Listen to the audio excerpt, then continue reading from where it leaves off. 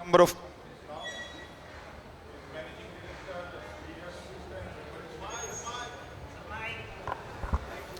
He is Managing Director, Leaders Food and Beverage Limited, Chairman, Pathfinder Academy, Director, Sharp Securities Limited, and many more. We have with us Major H.M. Manzoor Morshed, BP. Sir is Managing Director, Tuk Tuk Eco Village. We have with us Major Muhammad Yusuf Sharif. He is the running Executive Committee member, Cultural and Entertainment. He is also CEO YRS MA Group, which is having number of ventures in that group. We also have with us Squadron Leader Sheikh Firdaus Mahmood, retired, Director Future Onward OPC. And I am also there with you, retired Lieutenant Commander Faisal Mehdi. Since 2016, I am running my own company, ITC International Limited. This is basically a compliance solution provider to the corporate offices. And I have also started my second venture, ITC School, at Uttara Diyabari Sector 15 since last December. Just few days back on 6th December, we have celebrated our first anniversary. So welcome to this session, Ideas to Income. So our concept is we will listen to all the speakers. We will try to gather or generate some ideas which can be ultimately utilized by the audience, and maybe out of these 20-25 participants, maybe someone will come up with a business solution which will generate income in the long run. That's the idea. At least we want to encourage the retired community to step into entrepreneurship and do something for the country. Let's start with Major Mustafa Jamal sir. I will definitely, sir, you all can sit at the respective places, and microphone is available each of the tables, so you can actually deliver from sitting there. So sir, I would love to, for the audience, let us all hear your journey. Your military career, when you retired, then what was your first venture, how you have ultimately incorporated number of business concerns, and what are the challenges you faced, and what are the suggestions you have for the upcoming entrepreneurs. Thank you, sir.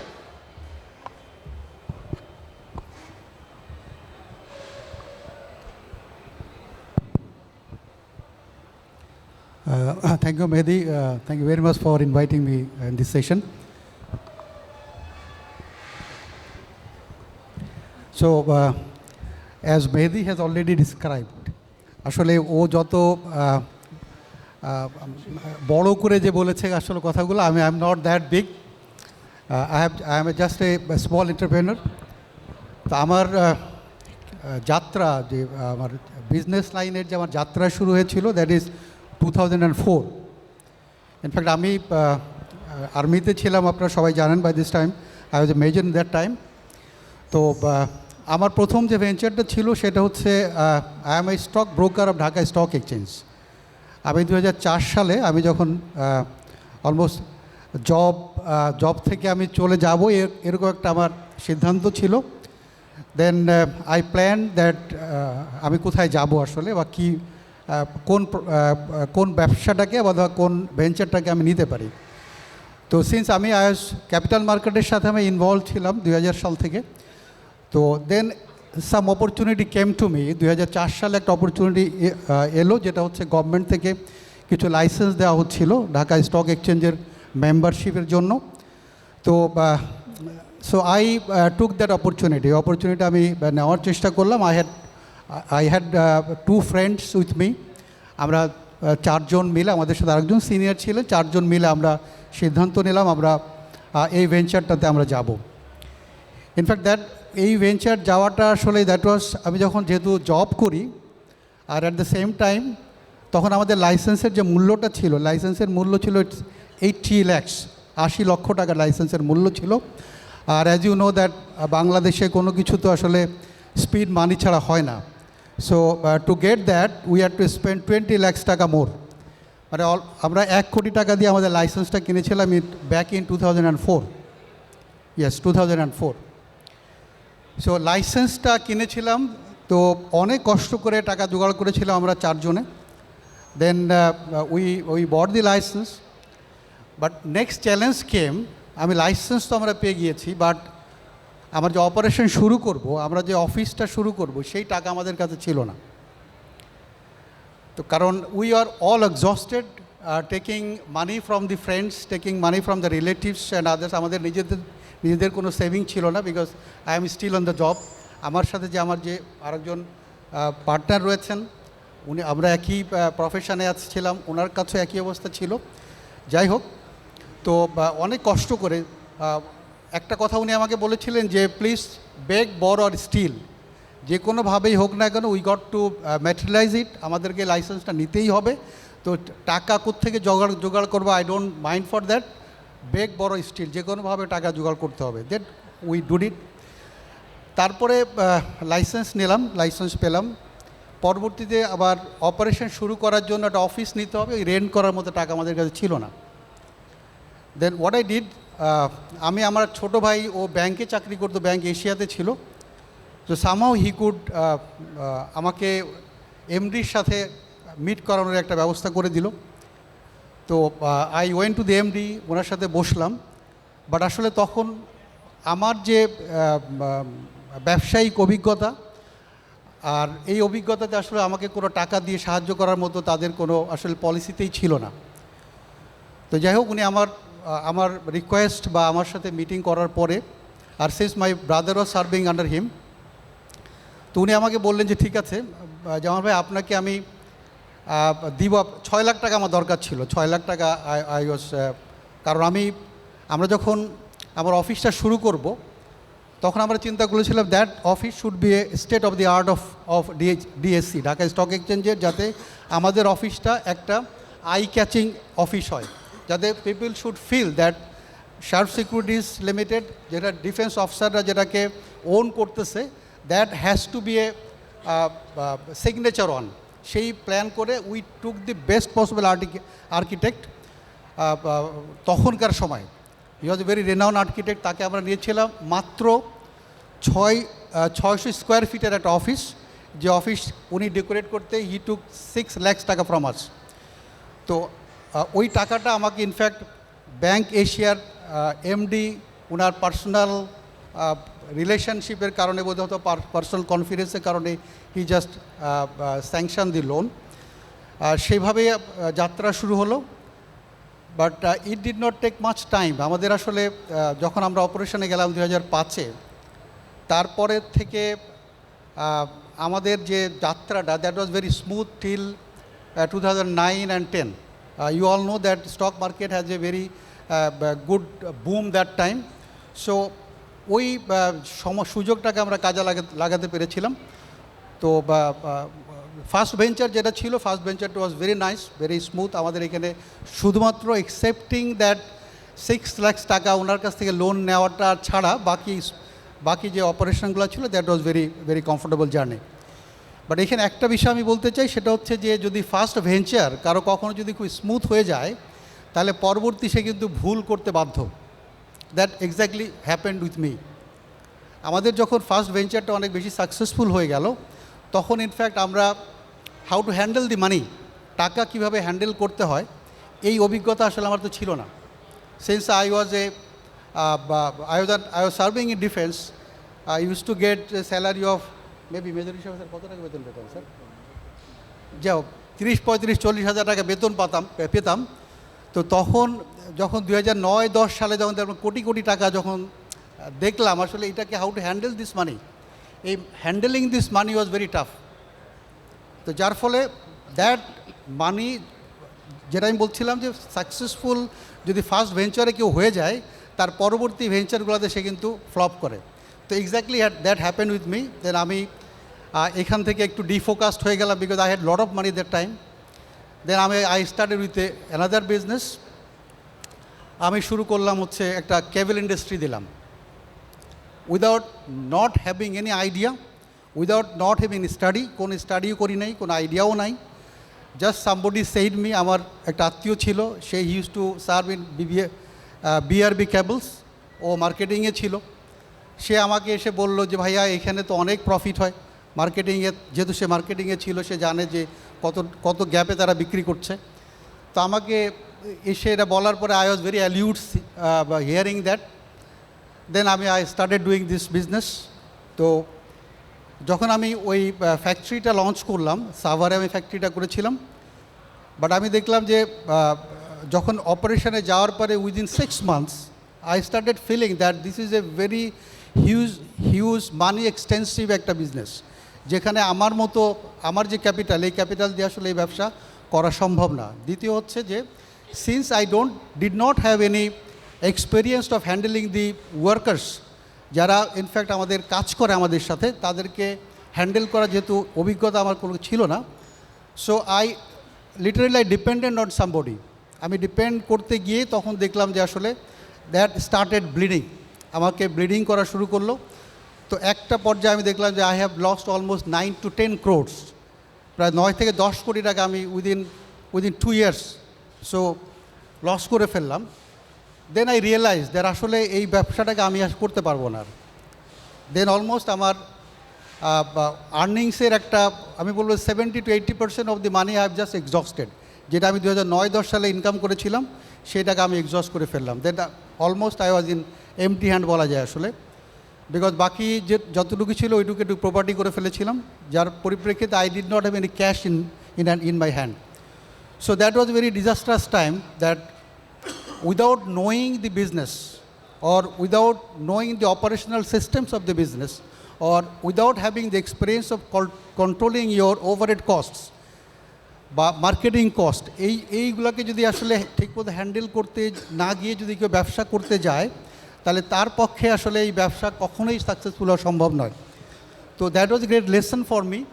তো সেখানে খুব আল্লাহর রহমত ছিল যে I did not avail any bank loan from any banks, so it was totally from my own fund. I did not borrow money from others, because অনেক ক্ষেত্রে আমরা ব্যবসাকে এক্সপান্ড করার জন্য অন্যের কাছ থেকে টাকা নিয়ে থাকি।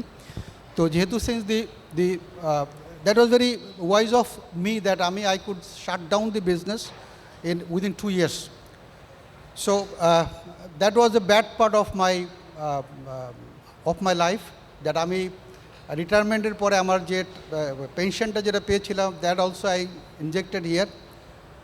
2 বছর এটা ফিক্সড ডিপোজিট করা ছিল, বাট পরবর্তীতে যখন দেখলাম যে ওই ব্যবসাটাকে আরও ফান্ডিং করতে হবে, then I took that money and invested there, that all gone.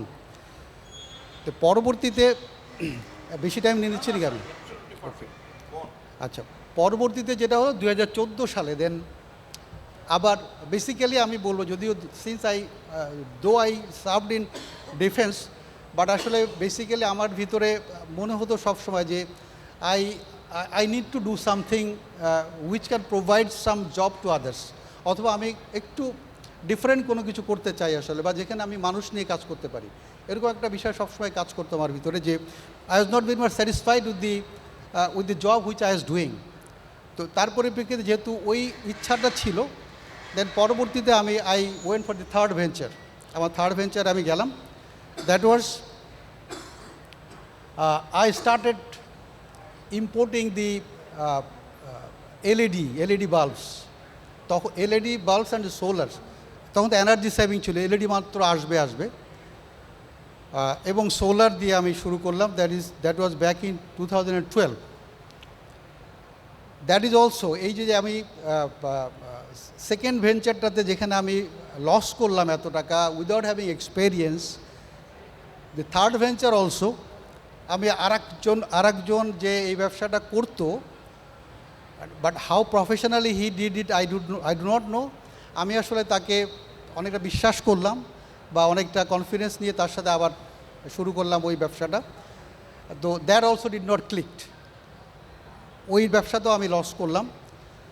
তো পরবর্তীতে 2014 সালে then I thought that okay I need to do something at my own, যেটা আমি বুঝি। দেন ইট কেম টু মাই মাইন্ড যে আসলে কী করতে পারি। So I had some experience in আর্মিতে আমাদের প্রত্যেকটা ইউনিটের সাথে ছোট্ট একটা বেকারি থাকে, একটা ক্যান্টিন থাকে। Specially since I was from engineering corps, আর engineering corps is very much famous about the bakeries in the cantonments. Engineering ব্যাটেলিয়ারে সবসময়, if I am not wrong sir, so engineering ব্যাটেলিয়ারে সবসময় কিন্তু ক্যান্টনমেন্টে একটা ভালো একটা বেকারি থাকে, পায়োনিয়ার ইন দি বেকারিজ। তো আমি যখন জবে ছিলাম as a captain, so I was happen to be the bakery supervise করার দায়িত্বটা আমার ছিল। So I had some experience of bakery, যে কীভাবে একটা কেক বানায়, কীভাবে একটি পাউরুটি বানায়, কীভাবে একটা বানরুটি বানায়, এইগুলোর এক্সপিরিয়েন্স আমার ছিল কিছুটা। দেন আই ফাউন্ড দ্যাট আমার স্ট্রেংথের জায়গাটা হচ্ছে এইটা। ওকে, দেন আই প্ল্যান দ্যাট যে সে আমি বেকারি লাইনে কাজ করতে চাই। So then I started looking for someone who will be with me for this bakery. So it was very lucky that I got some expert who was very expert in bakery line. He served almost 18 years in bakery line. দেশের বাইরেও ছিল, বাংলাদেশে অনেক renowned hot ব্রেডে ছিল সে, captain's বেকারিতে সে ছিল, এবং আরও বেশ কয়েকটা বড় বড় বেকারিতে সে কাজ করেছে। হি ওয়াজ এ ম্যানুফ্যাকচারার লাইনে সে কাজ করেছে। সো আমি ওনার সাথে যোগাযোগ করলাম এবং ওনাকে I took him with me. তো আমি একটা জিনিস বলতে চাই, যখন আমি এই যাত্রাটা শুরু করলাম তখন কিন্তু I did not do the same mistake which I did in my second and third venture. I use to work with the labour. আমি আমার লেবারদের সাথে আমি কাজ করতাম। আমি সকালবেলা ওদের সাথে ঠিক 6টা বাজার সাথে সাথে আমি ওদের সাথে ঢুকে যেতাম with putting on their dress. ওরা যে ড্রেসটা পরতো, আমার বেকারিতে আমি একটা ওয়ার্কিং ড্রেস করেছিলাম। I use to put on that dress with them, এবং I use to work 6 to 7 hours with them. Literally আমি বলতে যাচ্ছি, লিটারেলি আমি জাস্ট ওদের মতো ময়দা মাখতাম, আমাদের মতো চিনি দিতাম, তেল দিতাম, ওই স্টোর থেকে যে র মেটেরিয়ালসগুলো কালেক্ট করা, that I use to do. কারণ হচ্ছে আমি 2টা ভেঞ্চারে বুঝেছিলাম যে ব্যবসাটা আমি না বুঝি, যে ব্যবসাটার একটা প্রোডাক্ট প্রডিউস করতে কতটুকু ময়দা লাগে, কতটুকু চিনি লাগে, কতটুকু তেল লাগে, এটা যদি আমি না জানি, I just cannot check my staffs what they are doing. তারা যে হিসাবটা আমাকে দিবে ওই হিসাবটা আমাকে বিশ্বাস করতে হতো। So literally I use to do that, এবং I did it for 3-4 months। 4 মাস ধরে আমি করেছি এই কাজটা। কাজ করার পরে দেন দি জার্নি স্টার্টেডস। খুবই স্মল আকারে শুরু করেছিলাম প্রথম, একটা ওভেন দিয়ে শুরু করেছিলাম প্রথম। আর পরবর্তীতে দ্যাট ওভেন, এখন I have almost 12 ovens with, আমার 12টার মতো ওভেন রয়েছে, এবং I have almost 300 peoples working with me. আমার একসাথে আমরা কাজ করছি সেখানে।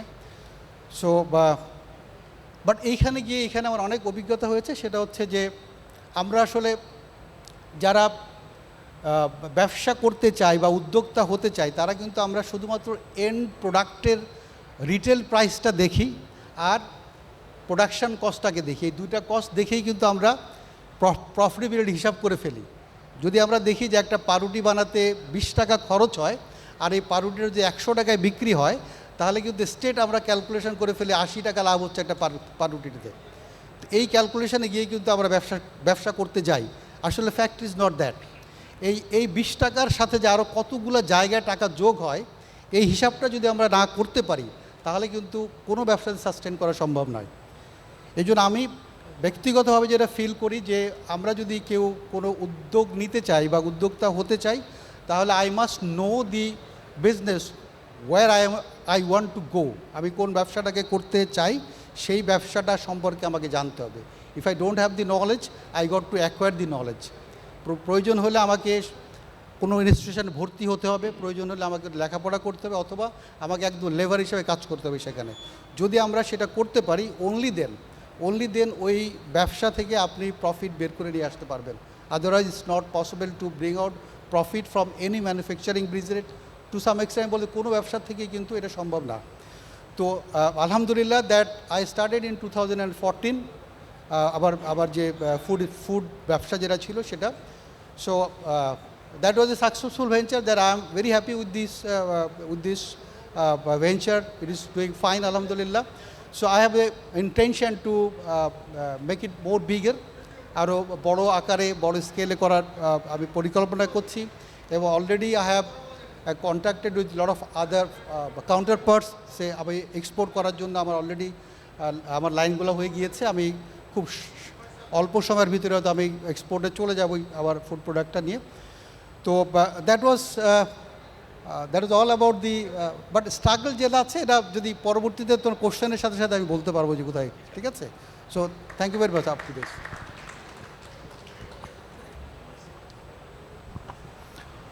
ওয়াও, 9 কোটি টাকা 2 বছরে আর্ন করা, তারপরে আবার আরেকটা ভেঞ্চারে গিয়ে 9 কোটি টাকা হারানোর গল্প। আসলেই বোধহয় এই গল্পটা বোধহয় এই প্রথম পাবলিকলি এক্সপ্লেন করলেন স্যার। এর আগে কি কোথাও শেয়ার করা হয়েছে? So can you have a round of applause for such an entrepreneur? 9 crore টাকা 2 বছরে হারানোর পরে এখানে না, আমাদের অনেকেই হার্ট অ্যাটাকে তাকে আর ফেরত পাওয়া যাবে না। 9 কোটি টাকা আয় করা, তারপরে আবার 9 কোটি টাকা হারানো, এরপরে ফুড বিজনেস কমপ্লিটলি ডিফারেন্ট একটা ইন্ডাস্ট্রিতে গিয়ে একটা successful business 10 years plus develop করা এবং এখন এক্সপানশন এবং এক্সপোর্টের প্ল্যান করা। What a journey! স্যারের এই কথা থেকে শুধু একটা জিনিস বেরিয়ে এসছে, যেটা আমার কাছে মনে হয়েছে আমরা যারা ব্যবসা করতে চাই তাদের টেক হোম হিসেবে নেওয়া উচিত। আপনি যেটা বোঝেন না সেটা নিয়ে আপনি ব্যবসা করে কখনো লাভবান হতে পারবেন না। আপনি সেই বিজনেসটাই দাঁড়া করাতে পারবেন, সেই বিজনেসটাতেই আপনি প্রফিট করতে পারবেন যেইটার মূল অপারেশন বা যেটার ভিতরের ডিটেলসটা আপনার নিজের জানা আছে। You need to learn or you need to start a business where you have competency. আমার মনে পড়ে আমি 2020 বা 21-এর দিকে কোনো একটা ইন্টারভিউতে গিয়েছিলাম, সেইখানে I gave a concept of 4C। Entrepreneur হিসেবে কী কী কোয়ালিফিকেশন দরকার বা কী কী কোয়ালিফিকেশন নার্চার করলে I can become N entrepreneur. I said আপনার সবার প্রথমে ক্রিয়েটিভিটি দরকার। কী নিয়ে বিজনেস করবেন, কোন জিনিসটা করলে সেটা আলটিমেটলি সেল করতে পারবেন, এই আইডিয়াটা জেনারেট করতে পারা দরকার। 2 নম্বরে দরকার কম্পিটেন্সি। আপনি যেই বিষয়ে বিজনেস করতে চান you got to be competent on that business. আপনি আরেকজনকে দিয়ে, বেতনভুক্ত এমপ্লয়িকে দিয়ে বিজনেস করাবেন, সে আপনাকে প্রফিট এনে দিবে, ভেরি আনলাইকলি। 3 নম্বরে দরকার কানেক্টিভিটি। আপনার প্রচুর পরিমাণে কানেক্টিভিটি দরকার। এবং ফাইনালি আমাদের আলটিমেটলি যে কোনো বিজনেস করতে গেলে ক্যাশ ফ্লোর দরকার হয়, সেটাও একটা রিকোয়ারমেন্ট হিসেবে লাগে আমাদের। হ্যাঁ, but cash is always, money is always the last resort. স্যারের প্রথম বিজনেসের গল্পে 6 লাখ টাকার জন্য অফিস ভাড়া দিতে পারছিলেন না, আলটিমেটলি সমাধান হয়েই গেছে, ব্যাংক থেকে হোক বা যে কোনো একটা সোর্স থেকে হোক, কেউ না কেউ এগিয়ে এসছে। সো যদি আপনার কনসেপ্ট ভালো হয়, আপনার ওইটাতে কম্পিটেন্সি থাকে, মানুষ যদি আপনার উপরে রিলাই করতে পারে, কেউ না কেউ ফান্ডিং করবে, ফান্ড চলেই আসে। Anyway, that takes us to our next panelist. May I now invite major Yusuf Sharif sir to come up and share his story of business. Major Yusuf Sharif. বিসমিল্লাহির রহমানির রহিম। শোনা যায়?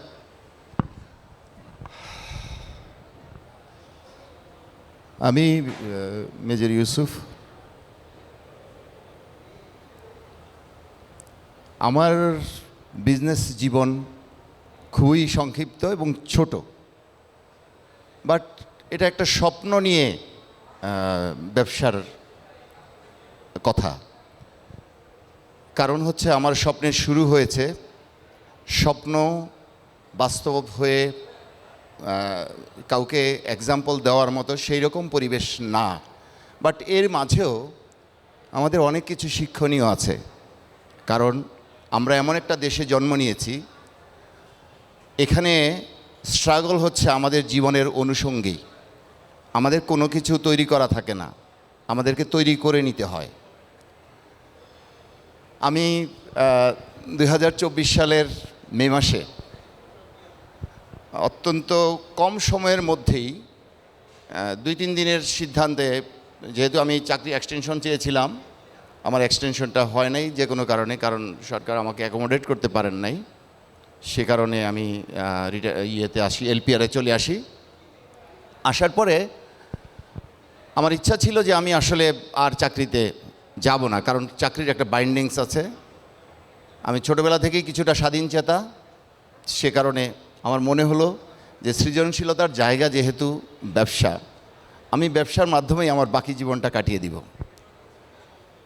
তো আমি সে কারণে আমার যত ধরনের কমপ্লায়েন্স লাগে, যে আমাদের দেশে ব্যবসা বাণিজ্য করার জন্য লাইসেন্স করা লাগে, তার যে সমস্ত প্রস্তুতি নেওয়া দরকার, এই প্রস্তুতিগুলো নেওয়া লাগে, এই প্রস্তুতির জন্য আমি 9 মাসের মধ্যে মোটামুটি ঠিক করে ফেলি, আমি ডিজিডিপি লাইসেন্স করে ফেলি, আমি এমইএসের লাইসেন্স করে ফেলি, এবং আমি অন্যান্য যে লাইসেন্সগুলো লাগে মোটামুটি সিওডি সিএমটিডি, যেখানে মিলিটারি অফিসাররা সাধারণত কাজ করার মাধ্যমে তাদের ব্যবসাগুলো শুরু করে, সেইখানেই কাজ করা শুরু করি। ইনিশিয়ালি আমি খুব ছোটোভাবেই শুরু করি, কারণ এই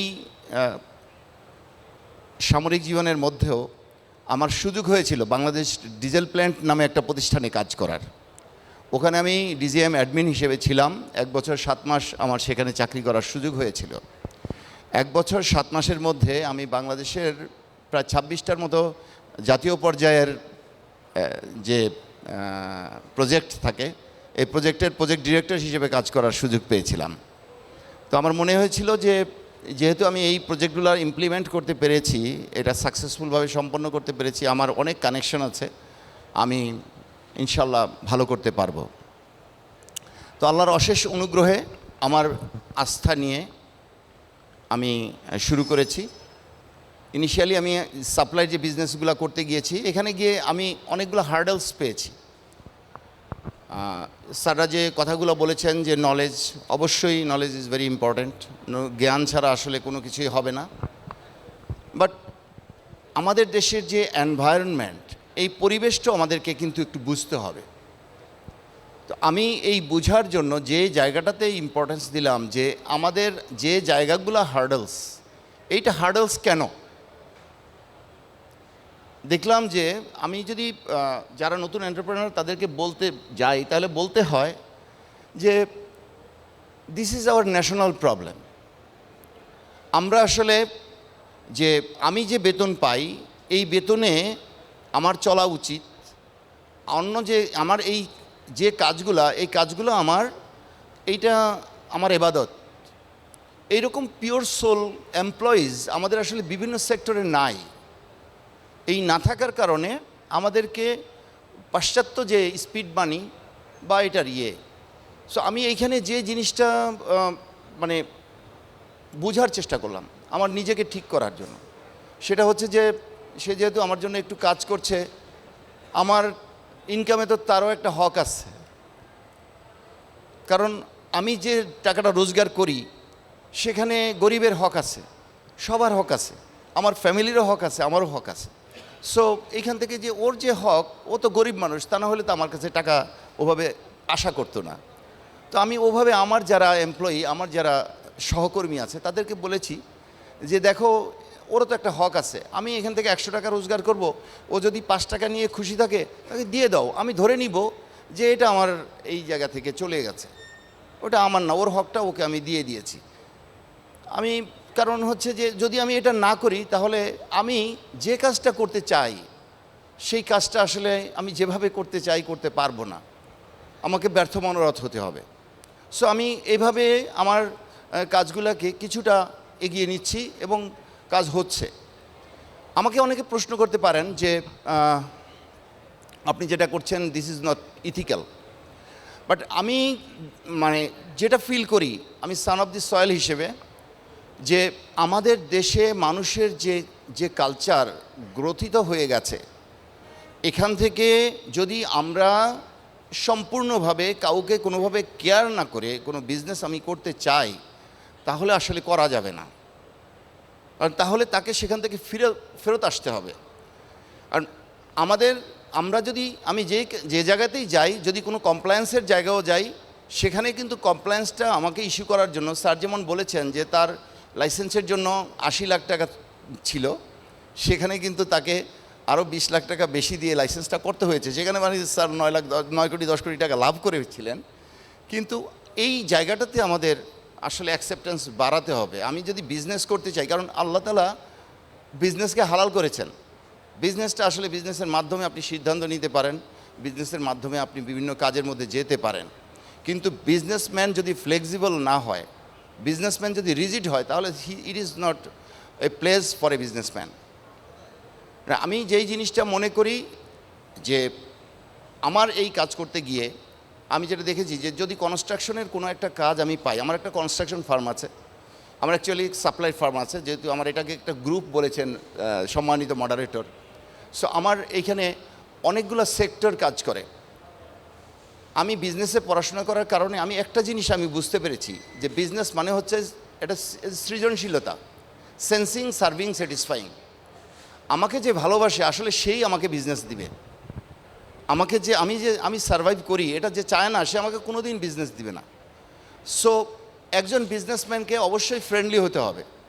যে আমি যে লোকটার কাছে কাজে যাচ্ছি সেই লোকটা যদি তৃতীয় শ্রেণীর কর্মচারী হোক বা চতুর্থ শ্রেণীর কর্মচারী হোক, উনি যদি না ভাবেন যে উনি আমাকে ভালোবাসেন, উনি আমাকে তখনই ভালোবাসবেন যখন উনি মনে করবেন যে আমি যদি 2টা টাকা অর্জন করি তাহলে ওটার ভিতরে হয়তো 25 পয়সা উনি পাবেন, বা উনি যদি if he is in crisis I shall be of supportive to him.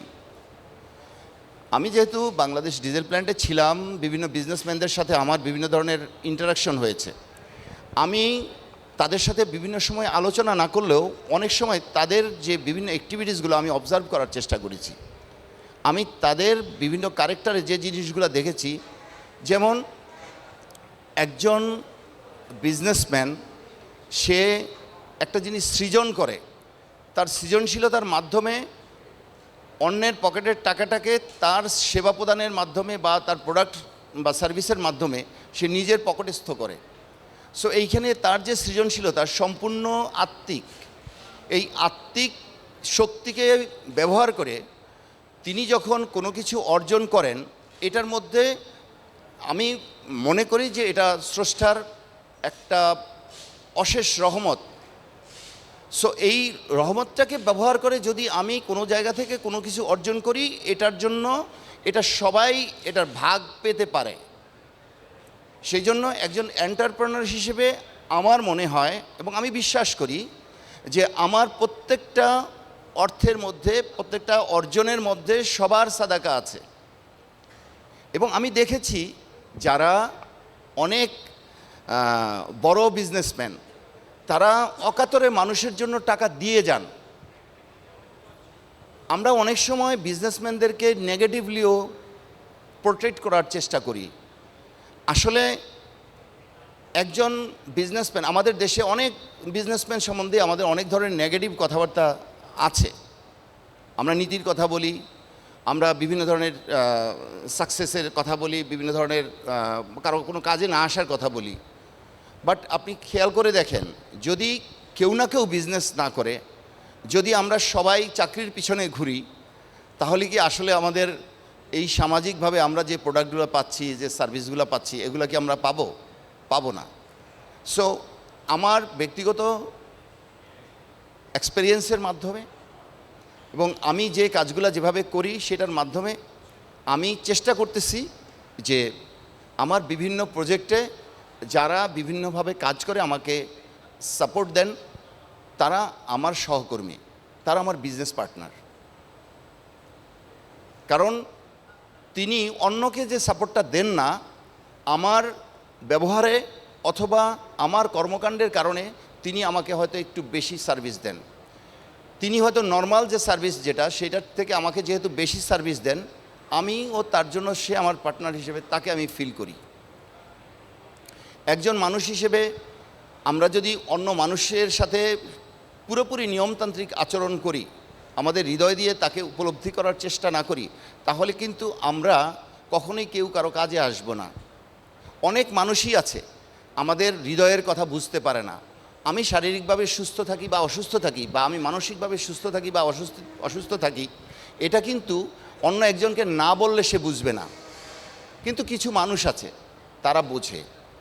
আমার বিশ্বাস যে যারা বিজনেসম্যান তাদেরকে এটা কিন্তু বুঝতে হয়, কারণ বিজনেসটা গড়ে ওঠে মানুষের একটা সেন্সের উপরে। এটাকে বলা হয় সেন্সিং, সার্ভিং, স্যাটিসফাইং।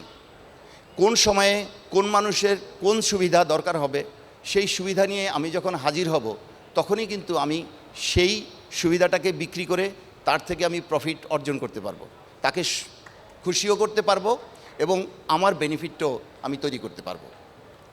সো আমি মনে করি যারা নতুনভাবে এন্টারপ্রেনার হতে চাচ্ছেন, আমি একটা যে বিজনেস কনসেপ্টটা মনে মনে লালন করি, সেটা হচ্ছে যে ডাইভার্সিফিকেশন।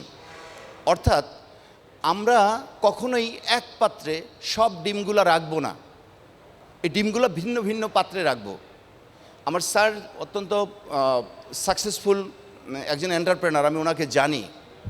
বাট উনি যে জায়গাতে পাত্রটা শুরু করেছিলেন, উনি এক পাত্র দিয়ে শুরু করেছিলেন, কারণ ওনার সাথে আমিও বিজনেস করেছি, আমিও ধরা খেয়েছি। কারণ 2010-এ যে শেয়ার মার্কেটে আমার ছিল, আমি এখনও বের হই নাই, আমার এখনও ইনভেস্টমেন্ট আছে। আর আমি মনে করি যে কোনো জায়গা থেকে সাকসেস আনতে হলে ধৈর্য লাগবে, কারণ পৃথিবীতে যারা ধৈর্যশীল তারাই অর্জন করে, ধৈর্য না হলে হবে না। কিন্তু ধৈর্যটা হতে হবে পিওর সোল হয়ে, কারণ আমরা এই পৃথিবীতে কি অর্জন করব না করব এটা মহান রাব্বুল আলামিন আমাদের জন্য ভাগ্য নির্ধারণ করে দিয়েছেন, আমাদেরকে কিন্তু ভাগ্যতে বিশ্বাস করতে হবে। বাট সেই সাথে আল্লাহ আমাদের জন্য বিভিন্ন ধরনের নির্দেশনা দিয়ে দিয়েছেন। ব্যবসাকে যেহেতু আল্লাহ হালাল করেছেন, এই ব্যবসার জন্য আল্লাহ বিভিন্ন পথ দিয়েছেন, আমাদেরকে বিভিন্ন ধরনের কথা শিখিয়ে দিয়েছেন, বিভিন্ন ধরনের ইবাদত শিখিয়ে দিয়েছেন। সো আমাদের যে ধৈর্যের যে কোয়ালিটিটা, এই কোয়ালিটিটাকে আমাদেরকে মেনটেন করতে হবে একজন বিজনেসম্যান হিসেবে। কারণ আমরা অনেক পরিশ্রমী হতে পারি, কিন্তু পরিশ্রমের পরে আমাদেরকে কিন্তু বিশ্রাম নিতে হবে। সো এই যে বিশ্রাম, পরিশ্রম এবং আমার অ্যাচিভমেন্ট, এই তিনটাকে যদি আমরা এক না করতে পারি, তাহলে আমরা আমাদের সাকসেসের জায়গায় যেতে পারবো না।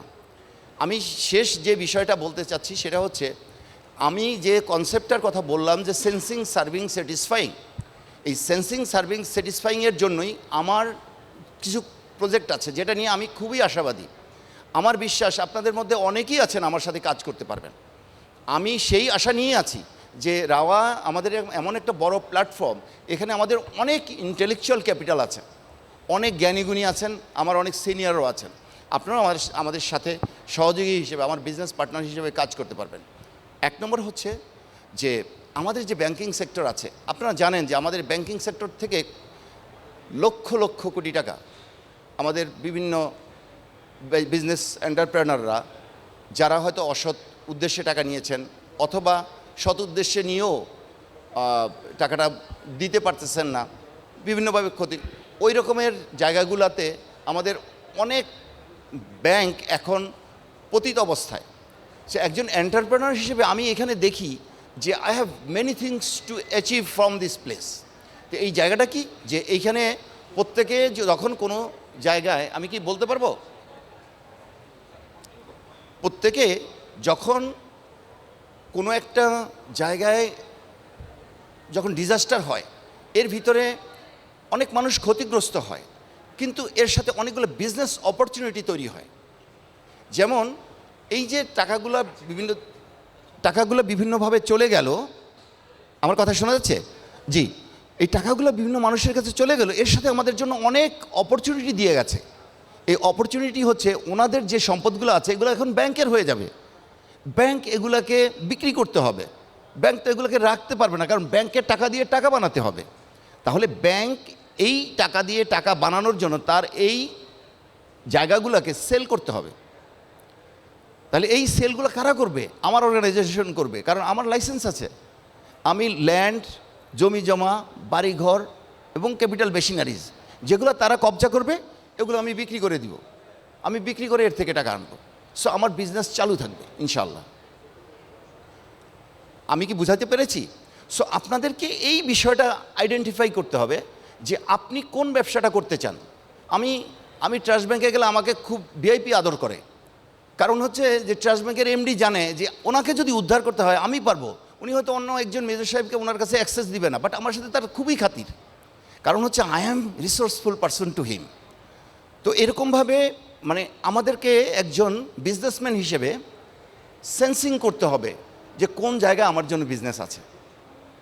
আমি অনেক জায়গায় দেখি যে অনেক প্রতিষ্ঠান আমাদের দেশে চালু হয়, যে জায়গাগুলোতে আউটসোর্সিং তাদের প্রয়োজন, নিজস্ব লোক নাই।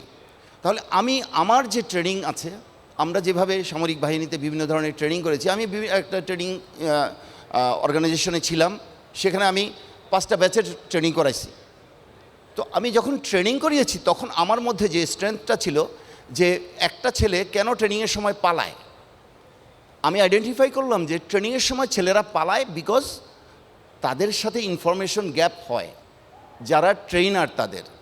সো আমি চেষ্টা করলাম যে তাদের সাথে ইনফরমেশন গ্যাপটা কমিয়ে দিতে। যে ছেলেটাকে সে যখন ডাক্তারের কাছে যায় গেলে 2 দিন ইয়ে দেয় এবং ওই 2 দিন আমার স্টাফরা তাকে রগরা দেয়। রগরা মানে হচ্ছে তাদেরকে পানিশমেন্ট দেওয়া বা যে কাজটা করে সে যাতে সুস্থ হওয়ার আগেই আবার সে কষ্ট করা শুরু করে। বাট আমি তার ইয়ে হিসেবে, অধিনায়ক হিসেবে আমি তাকে 1 দিন বা 2 দিন বাড়িয়ে দিয়েছি নিজের থেকে। এতে দেখলাম যে সময় মতো ওই রেস্টটা পাওয়ার কারণে সে একজন ভালো সৈনিক হলো বা ভালোভাবে সে পাস আউট করলো। সো আমাদের যে জায়গাগুলোতে আমাদের রুগ্ন সিক প্রতিষ্ঠানগুলো আছে, আমরা যদি কেউ ভালো অ্যাডমিনিস্ট্রেটর হই বা ভালো পরিচালক হই, আমাদেরকে আইডেন্টিফাই করতে হবে যে এই জায়গায় যদি আমি আমার কম্পিটেন্সটাকে ইউটিলাইজ করে এই বিজনেসটা আমি করি, এটার মাধ্যমে আমি কিন্তু একটা প্রতিষ্ঠানকে সফল প্রতিষ্ঠান হিসেবে দাঁড় করিয়ে দিতে পারবো। এটা আমাদের দেশ। আমরা এদেশকে যদি সুন্দর করে সাজাতে হয়, আমাদের সাকসেসের সবার সাকসেস, আমাদের ব্যর্থতাই আসলে সবার ব্যর্থতা। এইখানে আসলে আমরা যারা এসেছি তারা অনেক মূল্যবান মানুষ। সো আমাদের একজনের সেন্স বা আইডিয়া আমরা যদি পরস্পরের সাথে শেয়ার করি, সেই শেয়ারের মাধ্যমে সেইটাকে যদি আমরা কাজে পরিণত করি, পরস্পরকে যদি পাশে দাঁড়াই, বিকজ আমরা কেউ যদি একজন ক্ষতিগ্রস্ত হই তার মাধ্যমে কিন্তু শত শত লোক ক্ষতিগ্রস্ত হয়। সো এই কেয়ারিংয়ের যে অ্যাটিটিউড, পরস্পরকে ভালোবাসার যে অ্যাটিটিউড, এটা আমাদেরকে সবাইকে মেনে চলতে হবে, সবাইকে ধারণ করতে হবে। কারণ আমরা তখনই সবাই ধারণ করতে পারবো যখন আমরা পিওর সোল হব। কারণ আমাদের এই পৃথিবীতে আমরা একটা নির্দিষ্ট সময়ের জন্য আছি। এই সময়ের পরে আমরা যখন চলে যাব তখন আমরা আর কারোর জন্য কিছু করতে পারবো না। তো এই সময়ের মধ্যে আমাদের যে সৃজনশীলতা, এই সৃজনশীলতাটাকে কাজে লাগিয়ে আমরা ভালো কাজ করে যাব। আমার ছোট্ট বিজনেস আইডিয়া এটুকুই ছিল আপনাদের জন্য। মানে অনেক ধন্যবাদ সবাইকে।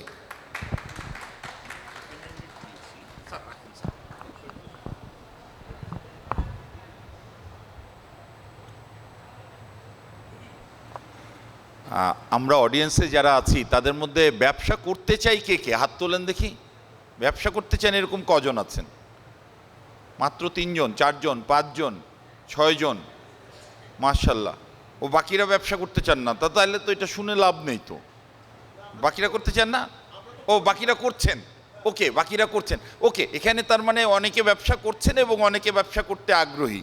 আচ্ছা, এখানে কিন্তু অলরেডি 2টো ব্যবসার অফার এসেছে, আপনারা মার্ক করছেন কিনা আমি জানি না। আমাদের এখানে স্যাররা যারা কথা বললেন, স্যারদের কিন্তু অলরেডি 2টো ব্যবসার আমরা অফার পেয়েছি। আমাদের যেমন জামাল স্যারের ফ্যাক্টরি আছে, ফ্যাক্টরিতে আপনি যদি ওখানে, ওনার তো অনেক আইটেম লাগে তাই না? ওনার বেকারিতে নিশ্চয়ই ময়দা কিনতে হয়, কোথাও না কোথাও এক জায়গা থেকে কিনে নিয়ে আসেন। তো আপনি যদি সেই ময়দাটাই যদি গুড কোয়ালিটির ময়দা 50 পয়সা কমে যদি সাপ্লাই দিতে পারেন, উনি তো আপনাকে দিবেন, না দেওয়ার তো কোনো কারণ দেখি না আমি, তাই না? এখানে আমাদের মেজর ইউসুফ শরীফ স্যার বললেন যে উনি যে ব্যবসা করছেন এই ব্যবসাটাতে you can join as a partner. Simply ব্যবসার মডেল দাঁড়া করানো আছে, উনি 2 বছর ধরে এটা করে অলরেডি ওনার নিজের রুটি রুজি চলছে। So you can join as his partner. Simply উনি যা করছেন সেটাকে হুবহু সেম জিনিস আপনি রেপ্লিকা হিসেবে করে নিয়ে আপনার অংশটুকু নিয়ে আসেন।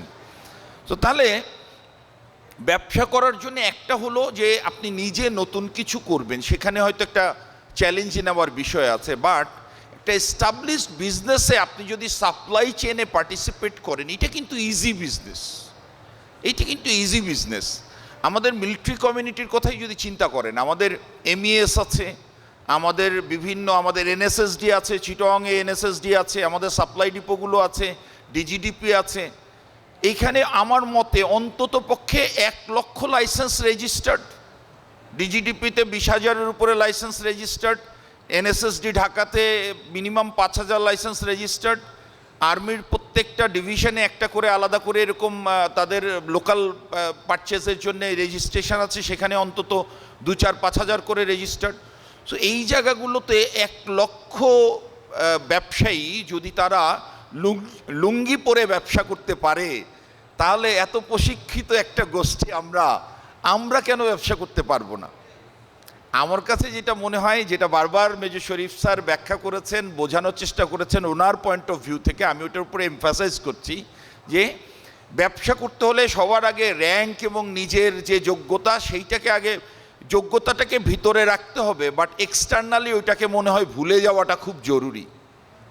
আমার মনে আছে 2016 সালে আমি যখন এখানে প্রথম জব ফেয়ার অর্গানাইজ করেছিলাম, ক্যাপ্টেন আনিসুর রহমান সিনহা স্যার, সিনহা গ্রুপের চেয়ারম্যান, উনি এসেছিলেন এবং উনি ওনার বক্তব্যে বলেছিলেন যে আমার ফ্যাক্টরির যখন প্রথম আমি যে 4 লাইন দিয়ে ফ্যাক্টরি শুরু করলাম, সেই 4 লাইনের ফ্যাক্টরির ওখানে আমি একটা মাত্র ম্যানেজার বা অফিসিয়াল বসার রুম করেছিলাম।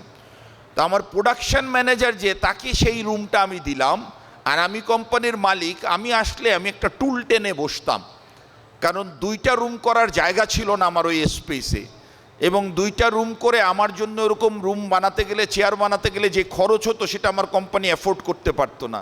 এইটাই রিয়েলিটি। ব্যবসায়ী হতে গেলে আপনাকে আগে প্রথমে ওই মানসিকতা তো আছে কি না, এইটা নিজেকে যাচাই বাছাই করতে হবে। আপনি যদি বড় প্রতিষ্ঠিত ব্যবসায়ীদের দেখে মনে করেন যে ব্যবসা করব, কিছু টাকা ইনভেস্ট করলাম, কালকে থেকে অফিসে গিয়ে এসি রুমে বসবো, আমার লোকজন আছে ওরা ব্যবসা করবে, মাস গেলে 20 লাখ টাকা প্রফিট হবে, আমি 5 লাখ টাকা বেতন হিসেবে নিয়ে নিব, সরি, আমার মনে হয় এইভাবে ব্যবসা হয় না। দেখেন আমাদের এই যে সবজি বেচে যারা, তারাও তো ব্যবসায়ী নাকি? কারণ বাজার থেকে সবজি কিনে নিয়ে এসে উত্তরায় বিক্রি করছে। আমাদের প্রত্যেকের বাসার সামনে ভ্যানওয়ালা ভ্যানে সবজি বিক্রি করে, তাই না? সাকসেসফুল ব্যবসায়ী প্রতিদিন গিয়ে সে 3000 টাকা সবজি কিনে নিয়ে আসতেছে, নিজের ভ্যান নিজেই চালাচ্ছে, নিজেই টানছে, নিজেই মাইকিং করছে। সো সাপ্লাই চেন পুরোটা তার কন্ট্রোলে, মার্কেটিং তার পুরোটা কন্ট্রোলে, স্টোরেজ তার পুরোটা কন্ট্রোলে, ওয়্যারহাউস তার নিজের সাথে। এটাও তো ব্যবসা, এটাকে ছোট মনে করছি কেন? এবং ওই যে সবজি বিক্রি করছে, যে সেও সবজি বিক্রি করে হি ইজ আর্নিং 40,000 টাকা এ মান্থ। তাইলে আমার ফ্রেশ গ্র্যাজুয়েশন কমপ্লিট করে 12,000 টাকা বেতনের চাকরির জন্যে, 15,000 টাকা বেতনের চাকরির জন্যে ঘোড়াশালে যেতে রাজি, কিন্তু একটা ভ্যান নিজে কিনে কারণ বাজার থেকে সবজি নিয়ে নিউ মার্কেট অথবা ধানমন্ডি অথবা গুলশানে সেই সবজি বিক্রি করতে রাজি না। মাইন্ডসেট চেঞ্জ করতে হবে। ব্যবসায়ী হতে হলে মাইন্ডসেট চেঞ্জ করতে হবে। আস্তে আস্তে বড় হন, এক সময় বড় ব্যবসা করতে পারবেন। একটা গল্প না বললে নিজের প্রতি ইনজাস্টিস করা হবে। আমি নেভিতে জব করতাম 16 বছর, আমি আমার ব্যাচের কোর্স ফার্স্ট ছিলাম, আমার নেভির রেকর্ড খুব ভালো। আমি যখন চাকরি ছাড়তে চাইলাম, আমার বাবা বলল যে কেন ছাড়বা, এত এত শখের চাকরি এবং এটা তো প্রতিষ্ঠিত চাকরি, কিছু এখন না করলেও সিনিয়র অফিসার পদে পর্যন্ত পৌঁছে যাবা, তাহলে ছেড়ে দিবা কেন? বাবাকে উত্তর দিয়েছিলাম, আমার দাদাও সরকারি চাকরি করতো, বাবাও সরকারি চাকরি করতো, আমিও সরকারি চাকরি করছি, সৎভাবে জীবনযাপন করেছি, ঢাকা শহরে বাড়ি গাড়ি কিছু নাই। আমার ছেলেও যদি সরকারি চাকরিতে ঢোকে, তাকেও বিএমএতে অথবা নেভাল একাডেমিতে ঢুকে লেফট রাইট করতে হবে। কিন্তু আমার দাদা যদি একটা মুদি দোকান করতো, আমার বাবা যদি একটা ডিপার্টমেন্টাল স্টোর করতো, আমি হয়তো মিনা বাজার স্বপ্ন অথবা আগোরার মতো একটা সাপ্লাই চেনের আউটলেট করতে পারতাম। ব্যবসা করলে বাই জেনারেশন আগায়। ব্যবসার মূল লাভটা আমার কাছে মনে হয়েছে বংশকে বা পরিবারকে বা ফ্যামিলিকে বা জেনারেশনকে এক ধাপ এগিয়ে দেওয়া, এটা হলো লাভ। প্রথম জেনারেশন যারা ব্যবসা করে তারা খুব বেশি যে ব্যবসাকে এনজয় করে যেতে পারে আমার মনে হয় না, অন্তত তারা লাক্সারি এনজয় করে না, তারা সৃষ্টি করার যে আনন্দ, সেই আনন্দটা এনজয় করে। লাক্সারিটা সেকেন্ড জেনারেশন এনজয় করে, থার্ড জেনারেশন অধিকাংশ ক্ষেত্রে এই ব্যবসা ধরে রাখতে পারে না। বাট এই ব্যবসার একটাই বেনিফিট, বংশ পরম্পরায় এটা আগাতে পারে যদি সঠিকভাবে চালানো যায়। Anyway, let's take it to the next panelist. I would now request Squadron Leader Firdaus Mahmood to share his stories of business journey, entrepreneurship journey.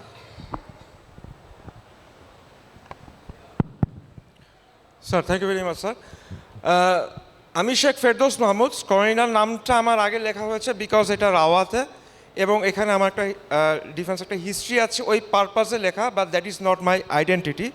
My identity is Sheikh Ferdous Mahmud, এবং দ্য পারপাস আমি ওখান থেকে উঠে আসছি। যেহেতু স্যার বলেছেন যে আমার স্টার্টের হিস্ট্রিটা বলা, that is the history of my start. যে আমি যেখানে আছি, if I want to move, I have to get up and I have to start walking, and that's how my journey started. এখন এখানে অনেক কথা বলা হচ্ছে, অনেক কিছু বলা হচ্ছে। আমি আগে বলেছি যে আমি কোনো ট্রেডিশনাল কোনো কিছু ফলো করবো না, যে স্যাররা সবাই বসে বসে যা বলেছেন, I will not follow that. এবং এখানে যে একটা মেইন আমরা যেখানে এসছি এখানে কোথায় লেখা আছে idea to income building your own business, that is the theme, right? এটা এখানে কোথাও লেখা আছে এখানে? হ্যাঁ,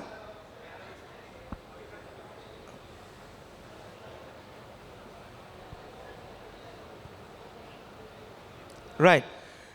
যে discussion idea to income building your own business, এখানে তিনটা পার্ট আছে।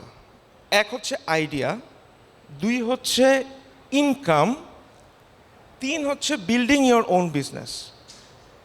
এই আইডিয়ার আগে কিছু আছে, বিল্ডিং ইয়োর ওন বিজনেসের পরেও কিছু আছে।